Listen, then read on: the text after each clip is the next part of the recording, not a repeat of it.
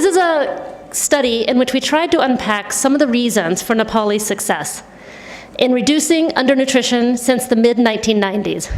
As you know, both in Nepal and globally, there is unprecedented attention right now to nutrition, to what drives success, to what we can learn from what has worked and what has not worked in programs and policies globally.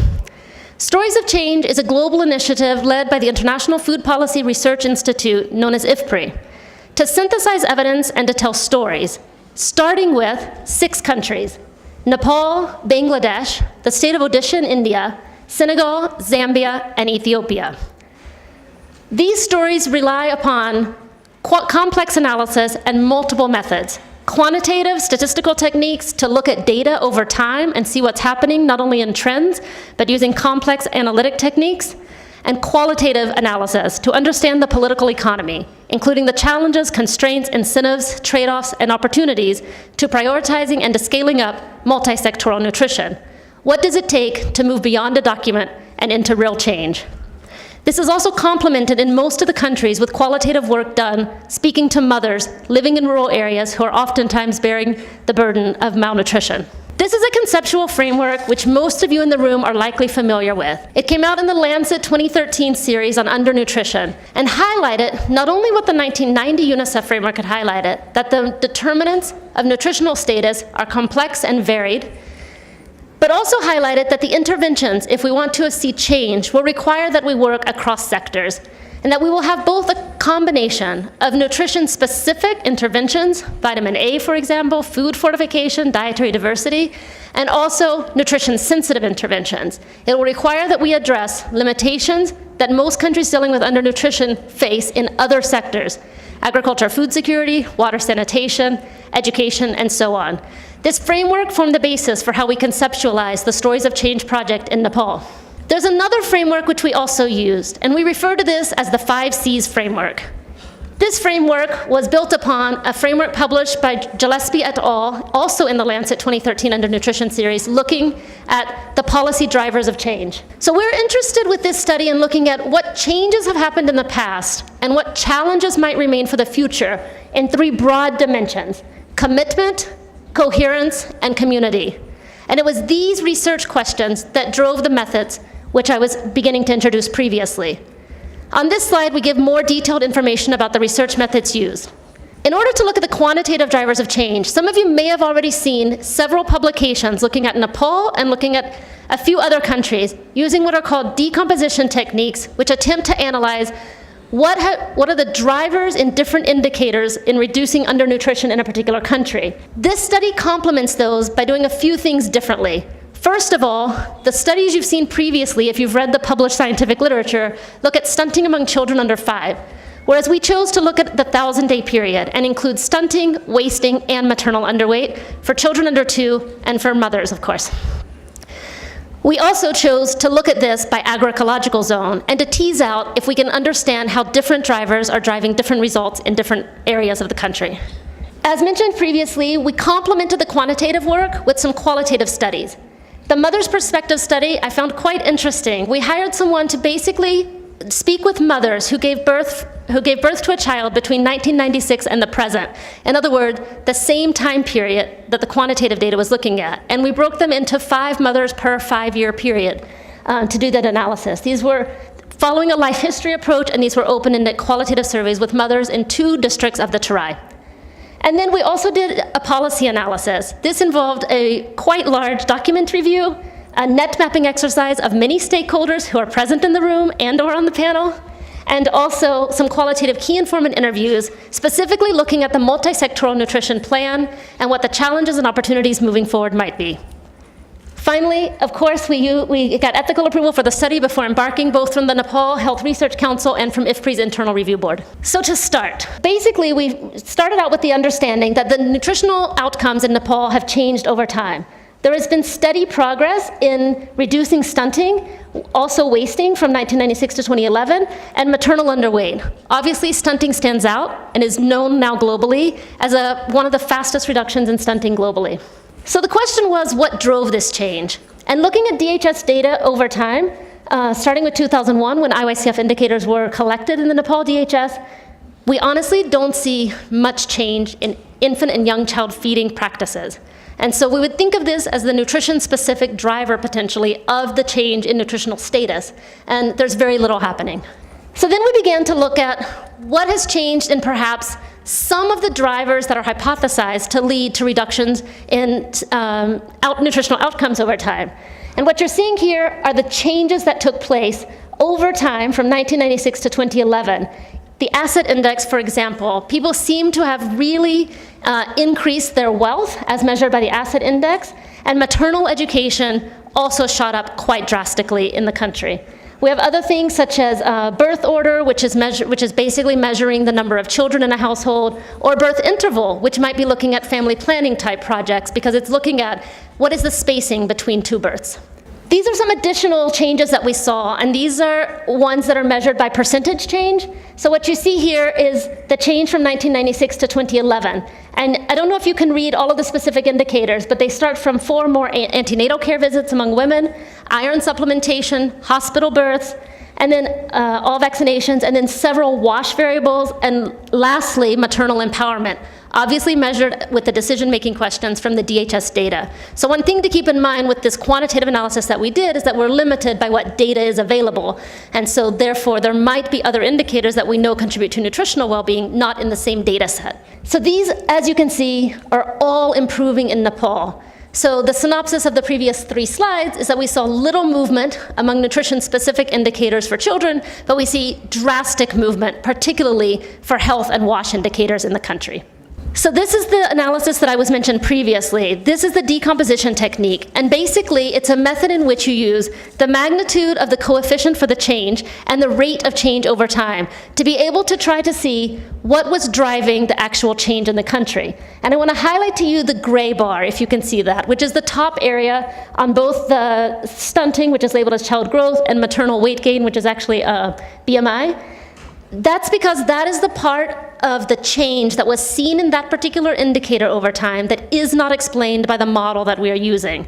So for stunting of children under 2 years, the model only explains 60% of the change, leaving everyone in the room, including myself, to wonder what else was going on.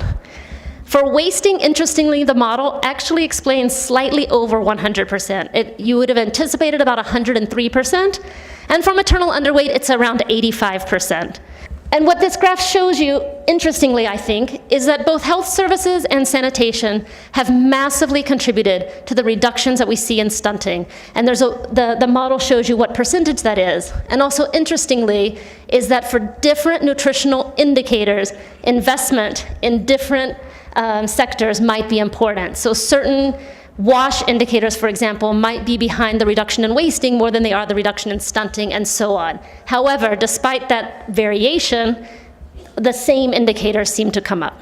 So we wanted to complement this by actually speaking to mothers and just asking them open-ended questions about what they see to have been happening in their community over time. What was going on in 1990, what was going on in 2000, currently, etc. And for these questions, because we knew what our quantitative analysis would look like, we were asking them also questions specifically around, did anything change in WASH, what was going on in education, etc. Basically, not intended to be representative with 20 women, of course, but intended to somewhat triangulate the data, particularly in an area of the country that is facing the highest burden of undernutrition. So what we saw was that for maternal nutrition, diets were extremely poor during pregnancy and lactation, and awareness of what a diet should look like or that it should even differ for a woman who is pregnant was quite low. There also seemed to be incredible resource constraints and decision-making constraints, which compounded the dietary practices. For breastfeeding, everyone universally knew that one should breastfeed, but there seemed to be quite a bit of missing information about for how long, what the real definition of exclusive breastfeeding was, etc. So some work remains to be done on slightly more complex messaging rather than just breastfeed. For complementary feeding, we also found that the initiation of complementary foods varied by type of food, not surprising, consistent with the DHS data, and basically that certain foods, such as water and clear liquids, are introduced way beyond the recommended 6 to 8.9 month period, and other foods, animal source foods, etc., sometimes are not even introduced until 18 months of age, with mothers giving frequent reasons such as babies cannot digest this type of food. So we realize from the interviews with the mothers that there's quite a bit of knowledge gaps still existing. And I wanted to share a few key quotes. We wanted to share the second quote in particular because it indicates that although, especially from a program perspective, we often think of the issue being that people are not breastfeeding long enough, there is also a concern with some people having a mixed message and thinking that they should exclusively breastfeed for as long as possible. And so really it is upon the program, the policymakers, et cetera, to figure out a way to make sure that the nuanced messaging is clear. Similar to the quantitative analysis, while this was looking at the nutrition-specific indicators, we also went on to look at the nutrition-sensitive indicators in our qualitative work. So we asked about health, WASH, education, and other topics such as infrastructure, so I was glad that transportation got brought up this morning. So mothers who had given birth in the last 5 years were actually more likely to have received antenatal care, more likely to be aware of how much antenatal care, or how many antenatal visits they needed, and were much more likely to have delivered at a health facility, all consistent with the quantitative findings. WASH, it was also confirmed that most people said now we have a toilet or our neighbor has a toilet, and this wasn't even the case 5-10 years ago, so indicating quite a bit of progress. The education findings were also very interesting with almost universal reporting on the importance of education. And really, when you listen to the transcripts, they just go on and on about education and how girls have to go to school. And so something seems to have really moved in the understanding of the importance of education. For infrastructure and migration, some people, this was obviously, we asked more generally about socioeconomic status, and these are topics that emerged. But really, the mothers were talking about the fact that there are roads in their communities. It was interesting because roads were not mentioned where there weren't roads. And that people talked a lot about infrastructure projects and how much bridges and roads is what they really saw as helping their community. These are some of the quotations from the nutrition-sensitive qualitative work. So the last quotation on the materials used for the home construction is a quite interesting quote, because this came up in the context of discussion about migration and remittances. And basically, we could not have a clear finding on this because the data set was almost split 50-50, with women thinking that migration and remittances were beneficial for the household and women thinking that migration and nutrition were not beneficial for the household. And so really it highlighted how complex the socioeconomic composition and the way that people are finding jobs in Nepal is. But I thought this was at least interesting to say that no matter how the money is coming in, the assets and the house construction and kind of the quality of life things in the villages, women seem to believe are improving. So to jump to the third part of the study, which is a policy study, because we know that what's going on in the community and what the data show us from the DHS is actually operating all within a context. And so we're quite interested in looking at the policy side. And the first thing that we did for that was an exercise. It's a net map exercise, and it's basically where you bring together a group of stakeholders and you sit in a room and you try to, with a group of key stakeholders, exhaust the list of who the players are for a particular topic. And so we did that for nutrition in Nepal. And then you ask it's actually a very fun exercise. You ask everyone in the room to agree on how much influence each player has on nutrition policy in Nepal, and then where all the linkages are. So who is funding what, who is receiving information, who provides technical assistance to who, et cetera. So the size of the circle that you see indicates degree of influence or how strong that particular actor is.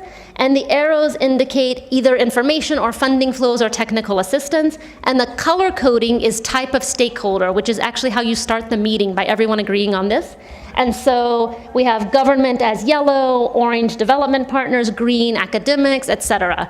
I will summarize it for you and say that we have 42 linked stakeholders. When we look at the map in Nepal and we compare net map exercises that have been done in other countries, the high centralization, meaning the fact that there are a few players doing a lot, it comes out very strongly. It also comes out very strongly that there are a lot of players who are not well connected, and so that there could be an expansion of stakeholder networks to collaborate more. There are about 89 different ties. 42 are related to funding, 32 to technical assistance, and about 15 to advocacy. The two main players who emerged are perhaps unsurprising to everyone in this room: the Ministry of Health and the NPC. I don't expect anyone to be able to read this. I just want to point out another step in the process of the research, which is that we conducted a document review, and basically we tried to chronicle over time what were the different policies that were taking place in all of the different sectors that we were trying to highlight as important for the progress. This specific slide is health and nutrition specific. I'll just point out a few key ones. Female community health volunteers starting in the late 1980s. Vitamin A supplementation, 1994. Iron and folic acid promoted during pregnancy, 1998. Addressing this is the Safe Motherhood Plan that came out in 1992, I believe. Safe Delivery Incentive Program, 05. The Multi-Sectoral Nutrition Plan in 2011. And most recently, an IYCF strategy that has been evolved, so hopefully we can see change in IYCF soon, in 2015. We did the same exercise for the other sectors. So what you have here is Education for All, 2000. The sanitation initiatives, which really seem to have kicked off around 2004 with the community-led total sanitation. This is mostly built on learning lessons across countries, and from Bangladesh's success with community-led total sanitation and school-led total sanitation, which started in 2006 in Nepal. And then the agricultural development strategy. So this is just to indicate that there's a lot of different policies happening across all the different sectors, and we think this is behind a lot of the movement seen in some of the indicators that I shared previously. This slide is not so exciting. Unfortunately, it indicates that there may have been some small improvements in budget allocation. They're quite minor through all of these sectors that we think are important, and therefore perhaps consistent with the fact that on the net map, stakeholder map, a lot of the funding lines are actually coming from development partners, and I think it's a interesting question and topic that needs to be discussed in the country. If we're going to move indicators, how are we going to find a way to invest not only in health and nutrition, but in all of these sectors that we know drive nutrition, so that we have a sustainable approach. I just wanted to point out that another thing that we looked at in this big Stories of Change project was really if it was a question of funding. But our graph seems to indicate that the trends are not exactly drastic. So we're quite aware and collaborated with the Sun, some colleagues at Sun, who we know are also doing quite a big study here in Nepal, trying to look at the policy side of nutritional change in Nepal. And in order not to be duplicative, but to be complementary, we actually decided to not try to go into detail about who was the nutrition champion, how was the plan developed, what were the budget decisions, who made this compromise, et cetera, but more to focus on the fact that the MSNP now exists. And what do key stakeholders involved currently, either in the ongoing design, the development of the M&E plan, or the implementation at a subnational level in MSNP projects, what do they think the strengths and weaknesses are? And these are some of the ones that emerged. We'll start with the weaknesses. There seems to remain a lack of clarity and an ambiguity about what the exact role and what it is that we want non-health sectors to do, other than what they are already doing in their own sectors, which is nutrition sensitive. There also seems to be, in line with that, ambiguity as to whether we need coordinated action or if what we really want is for each sector to do their job. There seem to be incredible implementation challenges and an almost unanimous call by all stakeholders that we need to scale up, and perhaps we don't know how. So additional lessons that need to be learned. There seem to be capacity and leadership gaps, and this was also mentioned earlier today that a lot of this has to do with the incredible turnover that happens at both a national and subnational level, and how do you keep the knowledge and awareness of such a complex topic that crosses sectors and the networking that requires, how do you keep that in place? That's also some of the political barriers. So for the strengths, the great thing that everyone seemed to agree on was we have the government prioritizing nutrition, we have the donors prioritizing nutrition, we have a symposium every year that grows in size and in quality of research being presented. And so I think it's great that the country is really moving to focus on nutrition and that there's a specific nutrition architecture for how to do that and an M&E plan for the MSNP. There are common goals across multiple sectors, so no one is debating anymore whether their sector should be involved, and everyone seems to have come on board now. And there seems to be a true desire, at least in the documentation with the MSNP, to focus on the community level needs and to have these nutrition and food security steering committees at all different levels who can really focus on what the contextual needs are at a lower level, at a district and a VDC level. So that provides some opportunities to address the weaknesses, we hope. So just a few discussion points before we allow the esteemed panelists to respond to the findings. There has been extreme variation in progress. you may have noted that I said we did analysis by agroecological zone, and you haven't seen that yet.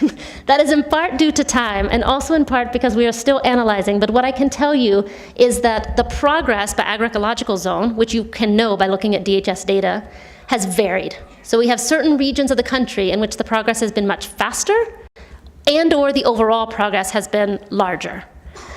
What we also find is that the progress on determinants, even at a national level, has varied for both the determinants, and for the nutritional indicators. So you saw on the first slide that there was quite a bit of variation. So stunting has reduced drastically, whereas things like wasting, maternal undernutrition have not reduced as fast. Is this to be expected? Is it not to be expected? What do you think is driving that?